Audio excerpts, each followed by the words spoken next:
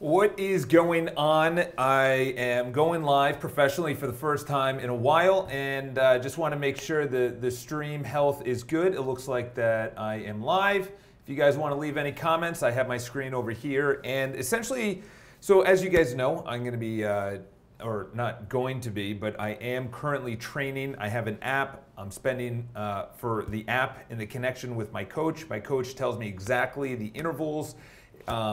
We just filmed something about heart rates, and that's going to be coming out. So I'm going to be really pushing health.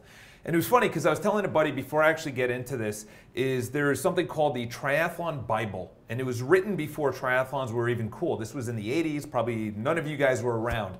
And essentially in there, the author said, hey, listen, I had a store. I think he was in Denver or something, the guy that wrote this. It's huge. It's a big textbook-sized thing.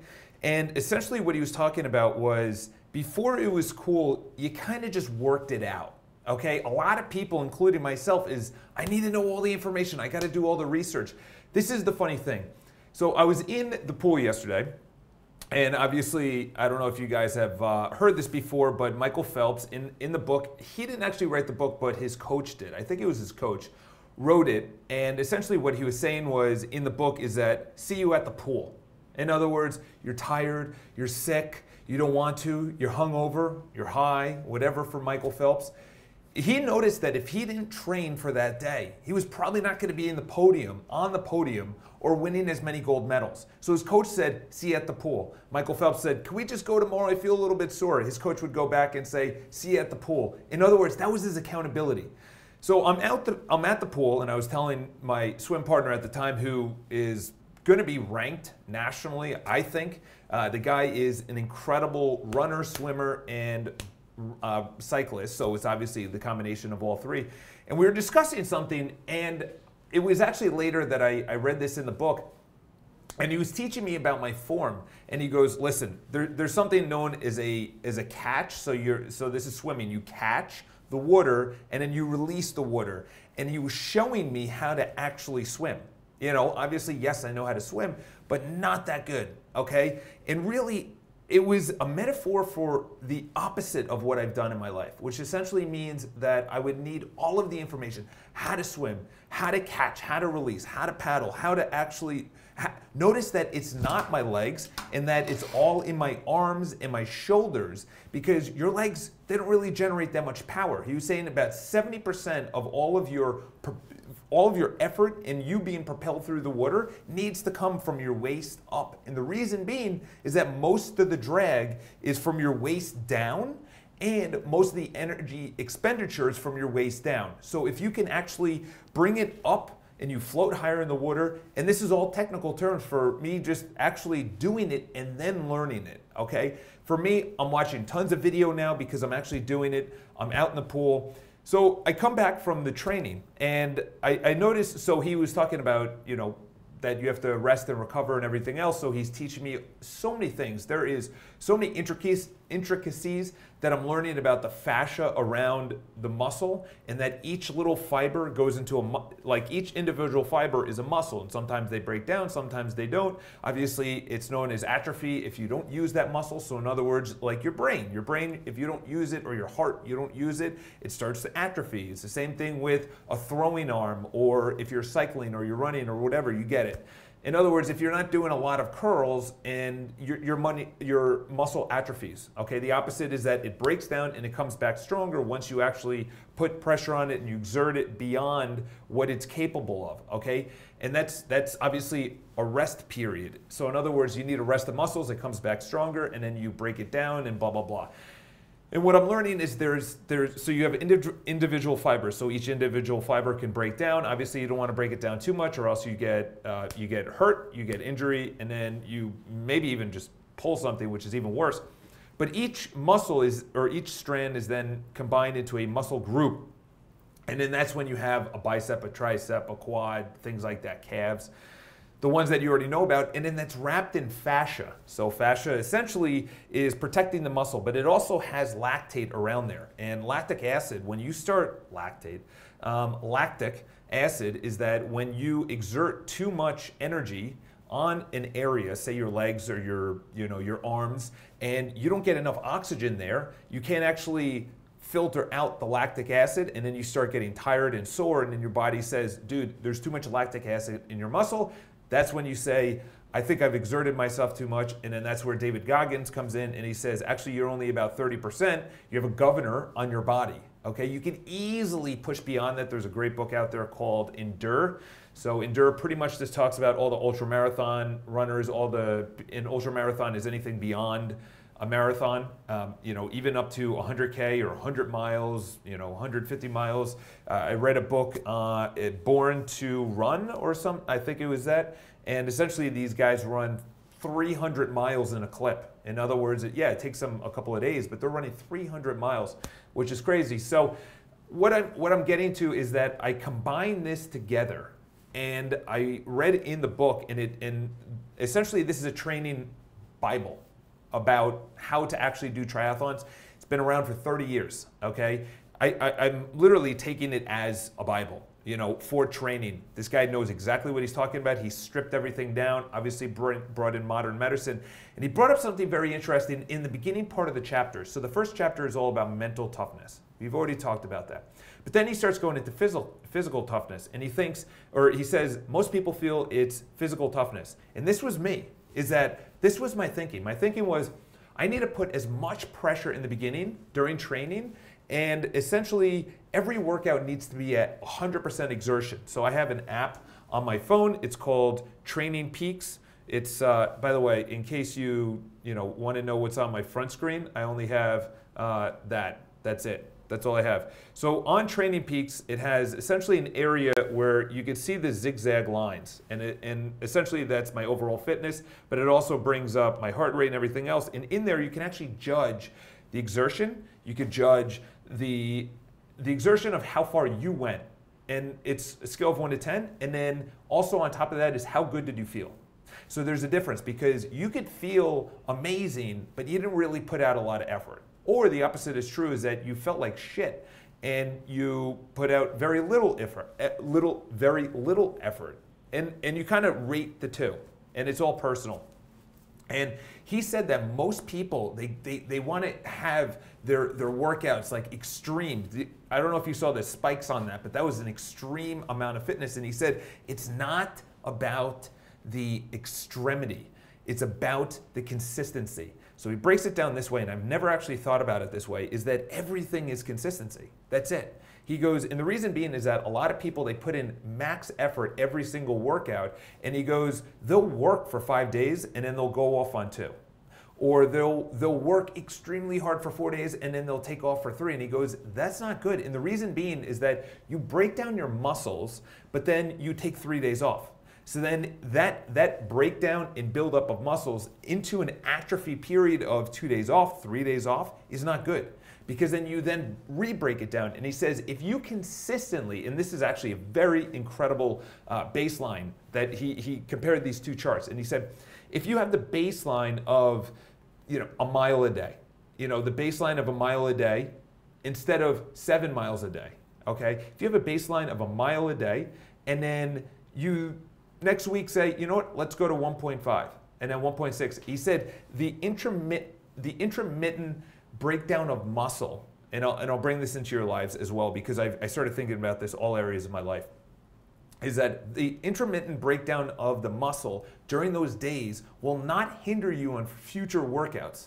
So in other words, if you break down your muscle on Monday, because you only ran a mile and a half, I just want to make sure my light doesn't turn off.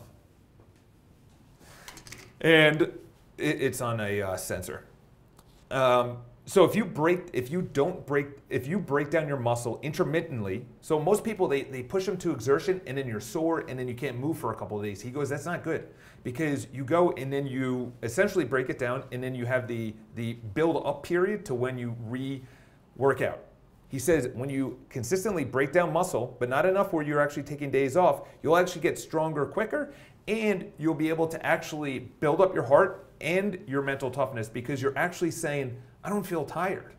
See, the thing is, most people say, I do 60 phone calls, or I answer 100 emails, or I'm going to only eat salad today, or I'm only going to have organic food today. And then the next day, you go off and you have ice cream, or you don't do any sales calls, or you don't approach anyone for business, or you do, like, I've noticed in my life is that is such a variable. My life was such a variable. I didn't know my schedule. I didn't know what I was going to do. I was fucking lost.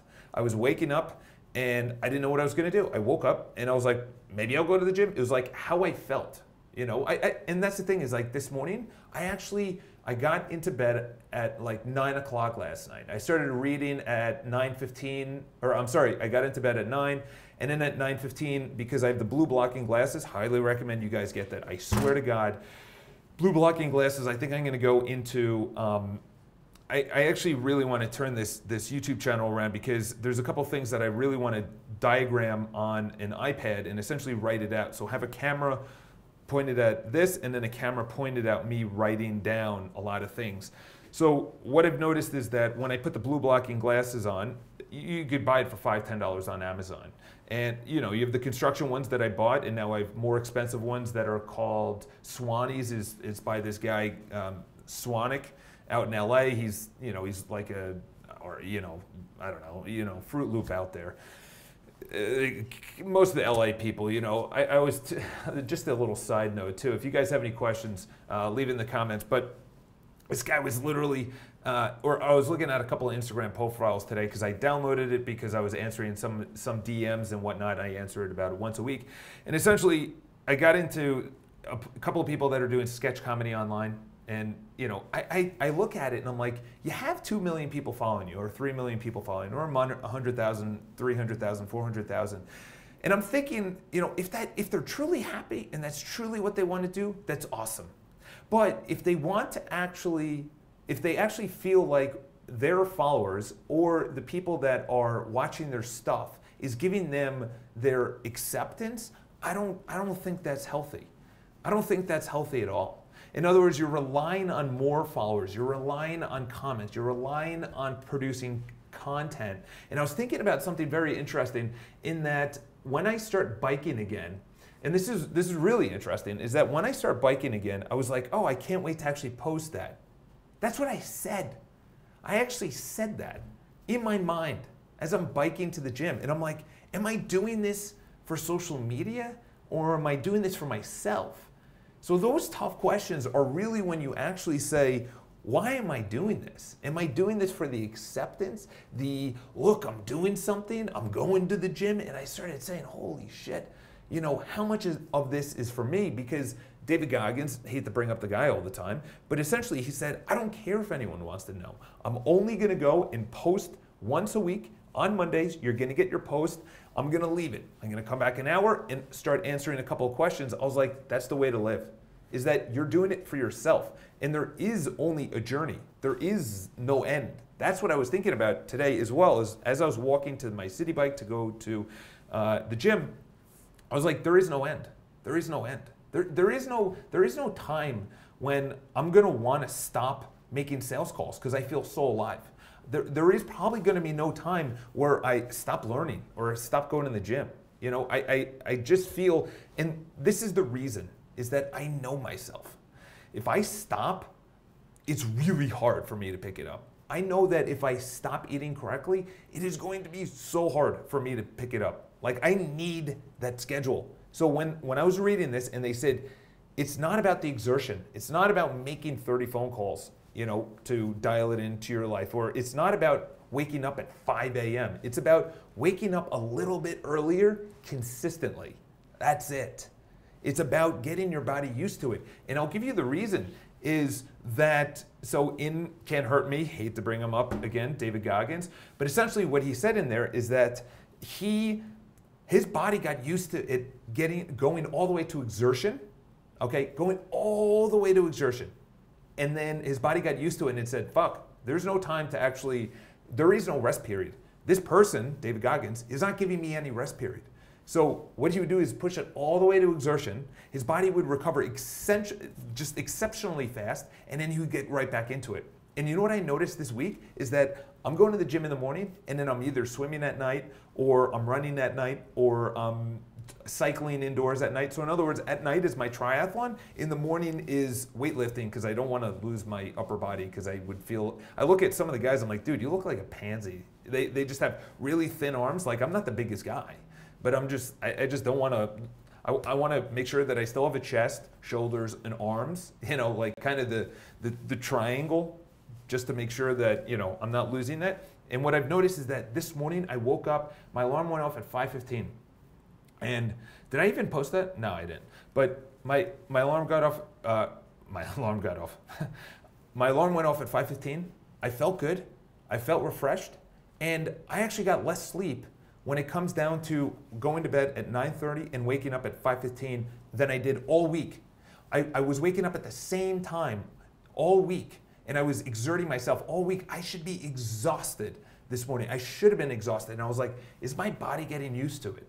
Is my body getting used to it? So the conclusion to this is that it's not about the effort. It's just a little bit more. It's just waking up a little bit more. It's about sending one more email. It's about maybe 15 minutes earlier, or maybe it's including salad for lunch. Who cares about your breakfast and your dinner for now? Or maybe it's just drinking a little bit more water. It's not about an extreme, that's what everyone thinks about, including myself, until everything clicked last night. And I was like, holy shit, I go extreme every single workout. But guess what happens? You burn out, you get injured, you pull a muscle, and then you're out. And that's the last thing I want. And that's for every area of my life. If I was only getting 4 hours of sleep or 5 hours of sleep, and just to throw it out there, and if you guys have any questions, I'm gonna be going live on BPI and talking about a couple of news and celebrity stories. But if you look at a guy, listen, I look up to the guy, and he taught me a lot, Gary Vaynerchuk. And essentially, and I'll be candid here, is that the guy doesn't look good for 43. He looks really worn down. He's taking care of his physical fitness, but not his mental fitness. Okay, and you can see that. And there will be a time that his body gives in, because he is exerting himself. You can see it in his face, in his wrinkles, in his hair. He just looks older than 43. And if you look at a guy like David Goggins or someone else that is 43, that's taking care of themselves mentally, that's stretching out, that knows that recovery is important and is about consistency, and it's not about just smashing your head against the fucking wall every time you're at the gym, that's going to be really important for me. It was a very, very good lesson. So if you guys have any questions, leave it in the comments below. Excellent content. Thank you so much. And I'm actually going to be doing a lot more drawing on iPads, kind of like, here's my morning routine, here's what I eat and things like that, because honestly, I would say that me talking into the camera, giving practical advice is probably the best way. And then I saw this on someone else's YouTube channel, is that I'm going to go over all the books that I've read, and I'll have a series of the books that I've read over 2018, because I don't do individual book reviews unless it's going to be really good and I'm really going to put time into it, instead of, so essentially I saw this in a YouTube channel, and the guy did like 10 book reviews, and even longer, is like 45-minute video. I didn't go for the whole video, but essentially I got a ton of book recommendations that I wasn't even thinking about. So have an amazing day. If you guys have any questions, of course, leave in the comments below. And as always, enjoy your weekend. I don't know how to end the stream, so we'll sign off.